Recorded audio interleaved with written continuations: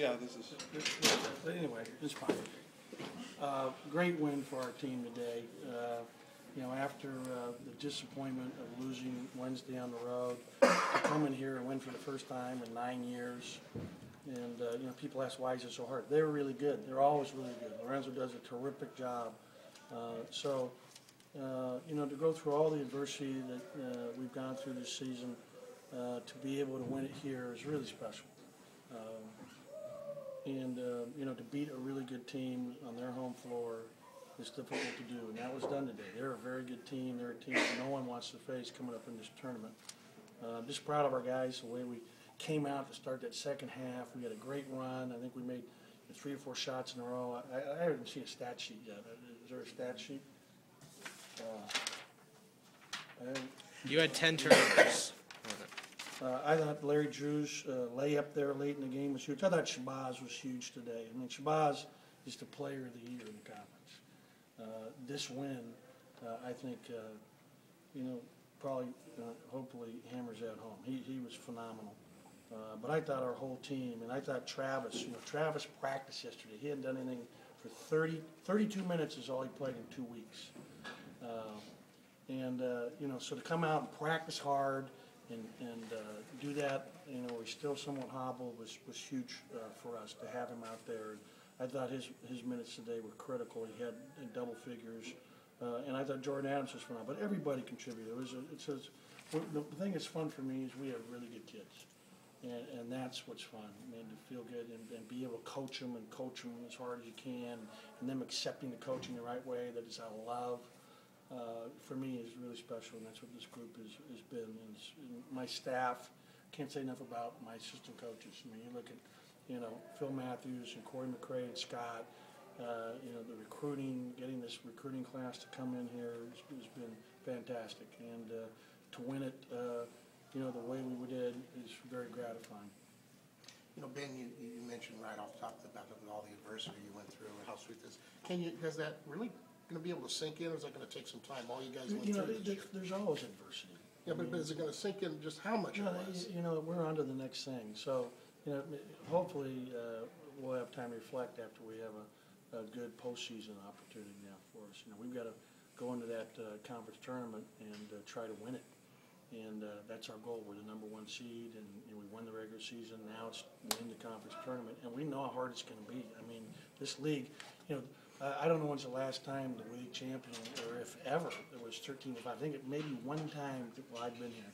This 13-5 won it. I mean, that tells you how good this league is and how hard it is. And you know, I think our league, though, perception, we're going to get five teams, and maybe 6 if Stanford or ASU wins the tournament. And maybe we'll get 6 anyway. I mean, I think we should. I think our league's that good. And I think that what Larry Scott and his team has done, and I just mentioned this to him again, you know, our perception of our conference is so much better now because we're actually on ESPN. So we're on television all the time as a conference. And, you know, it's kind of like out of sight, out of mind. If you're, you know, it's in every bar, it's in every hotel in the country, and that's been such a huge thing for this conference, I think. Can you explain what it's like to win a game and then still be kind of nervous about, you know, having to come in and watch and stuff? I mean, the game was over, but kind of. You know, and I was totally excited about this winning. I mean, we don't control the other thing. I love Larry Kostoviak. You know, he was such a great player. I was he played for Montgomery and Stu Morrill, Blaine Taylor, great coaches at Montana. You know, I mean, you know, I just loved him as a player, how tough he was, and you know, I'm really happy for him. I'm happy for us, but I'm also happy for him. That's a great win for them today against a very good Oregon team, so that's huge for their program. But obviously, you know, I didn't know anything about it until we were walking off, and someone said they're actually up 10 or 12 with 6 minutes to go, and I'm like, wow, that's why we waited to see if we were champions or co-champions. You guys went scoreless for, I think, the 5-minute stretch in the second half. Then Shabazz kind of seemed to kick it up a notch. How important was that next stretch? Yeah, I mean, that's who he is. I want to say again, I think he'll be gone next year. I don't mean to you know, make any more news flashes here, but I think there's a chance he won't be back. Can you talk about the difference between Shabazz in the first half and the second half? He had 7 points in the first half and finished at 21. Was there anything that you guys Well, he changed? was 3 for 9. I mean, it's just him. I mean, he's just such a great. He had an unbelievable practice yesterday. He was an animal. He was a beast. I mean, we went hard yesterday for 2 hours. You know, we got that, and someone asked on the, talking. Well, we ever going to see that team again? That was so uninspired. And Pullman the other day. No, we won't. Not this year. So I was excited, and it starts in practice. Now, I think I mentioned this to Chris yesterday. You know, I've been so gingerly worrying about guys getting hurt that we hadn't practiced with contact since before we played SC. And that week we only did it 3 times, and then the last practice, that's when Travis got hurt. So, you know, you get weaker, you get softer when you're not practicing. Yesterday's practice led to this victory, in my opinion. You ask the players what they think. How about your defense down the stretch? I mean, you held them for scoreless for like a 5-minute stretch. They were phenomenal, and that's what wins games. Night in, night out, if you defend, even when you go through 5-minute lulls where you don't score, you still give yourself a chance. We had a 5-point lead and took a bad shot in transition, and that allowed them to come back. And it's, you know, it's a good shot, bad shot, time and score, flow of the game. But we're starting 3 freshmen, and it's a work in progress. We're still learning. You've been in here with things have happened and gone badly so many times. What's different about this team that when the crowd's going, it looked like Washington was getting it together? Our guys are tough, and you know, this place is hard. It's hard for me. I was reading, you know, Lorenzo's record at home here, it was 49-6 over 1 3-year span. I mean, this is a hard place to play. It's the winningest building because it's, you know, partly because it's the second oldest. I mean, I was reading all that. It's like, it's incredible. They've been really good. He's a great coach. I said that yesterday. But we've had a couple opportunities here last year. Most notably, we were up 10 with 5 to go, and you know, they went zone. We didn't handle it well. You know, so give them credit. You know. Why are you guys able to handle it well? What is it about the makeup of this team? I think good leadership within our players, toughness within these kids, the willingness to not be divided. They were really good. Sorry, Coach. Do you remember a trip where you were so low on the first game as you were Wednesday night, and then so high winning conference title this time?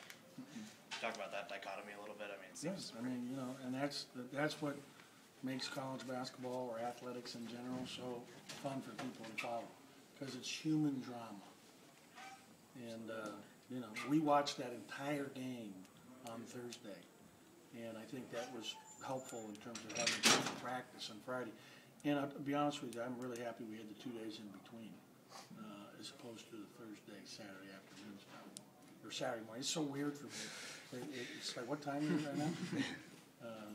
What time is it? I think it's 2 o'clock. Yeah. Maybe, I don't know. That ain't right. 1:37.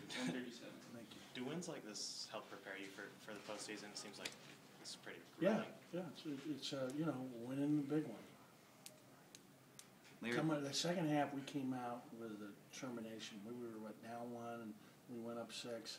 They went to a handoff, dribbled entry handoff play that cut it back. I think we were up more than 6.